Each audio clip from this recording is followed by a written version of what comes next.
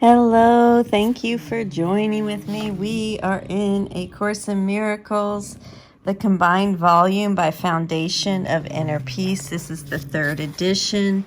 We are on chapter 12, the Holy Spirit's Curriculum, and this is section 1. We are picking up on paragraph 6. Only appreciation is an appropriate response to your brother. Gratitude is due him for both his loving thoughts and his appeals for help, for both are capable of bringing love into your awareness if you perceive them truly. And all your sense of strain comes from your attempts not to do just this.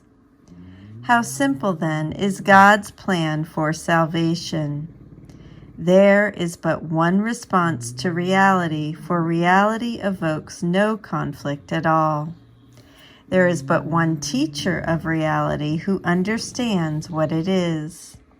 He does not change his mind about reality because reality does not change. Although your interpretations of reality are meaningless in your divided state, his remain consistently true. He gives them to you because they are for you. Do not attempt to help a brother in your way, for you cannot help yourself. But hear his call for the help of God, and you will recognize your own need for the Father. Your interpretations of your brother's needs are your interpretation of yours. By giving help, you are asking for it, and if you perceive but one need in yourself, you will be healed, for you will recognize God's answer as you want it to be. And if you want it in truth, it will be truly yours. Every appeal you answer in the name of Christ brings the remembrance of your Father closer to your awareness. For the sake of your need, then, hear every call for help as what it is, so God can answer you.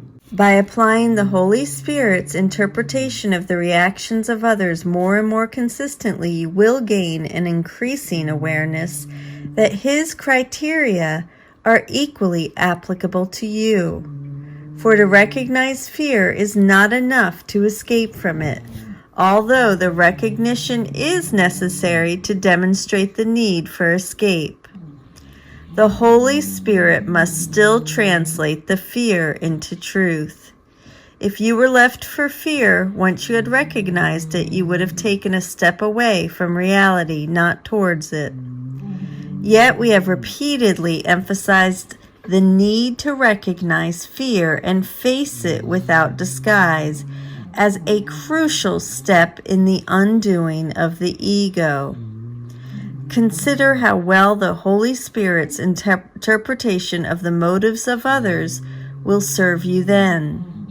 Having taught you to accept only loving thoughts in others and to regard everything else as an appeal for help, He has taught you that fear itself is an appeal for help. This is what recognizing fear really means. If you do not protect it, He will reinterpret it. That is the ultimate value in learning to perceive attack as a call for love.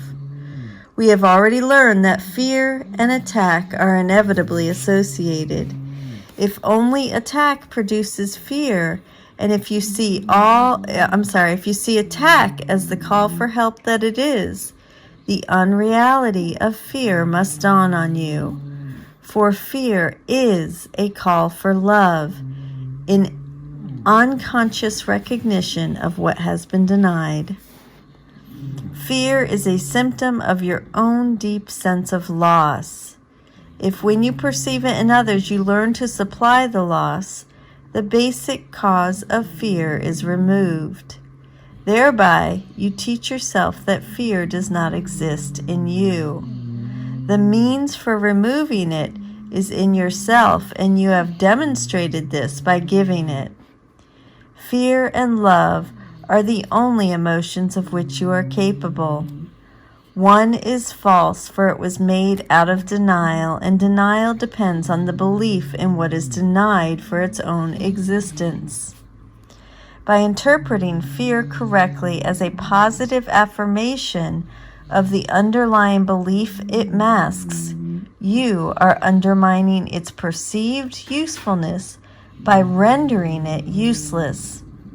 Defenses that do not work at all are automatically discarded. If you raise what fear conceals to clear-cut, unequivocal predominance, fear becomes meaningless. You have denied its power to conceal love, which was its only purpose.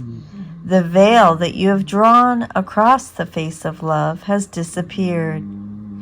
If you would look upon love, which is the world's reality, how could you do better than to recognize in every defense against it the underlying appeal for it? And how could you better learn of its reality than by answering the appeal for it by giving it? The Holy Spirit's interpretation of fear does dispel it, for the awareness of truth cannot be denied. Thus does the Holy Spirit replace fear with love and translate error into truth. And thus will you learn of Him how to replace your dream of separation with the fact of unity. For the separation is only the denial of union, and correctly interpreted attests to your eternal knowledge that union is true. We're going to stop there. That's the conclusion of section 1 of chapter 12, the judgment of the Holy Spirit. I love you. I look forward to seeing you tomorrow to pick up on section 2 of chapter 12.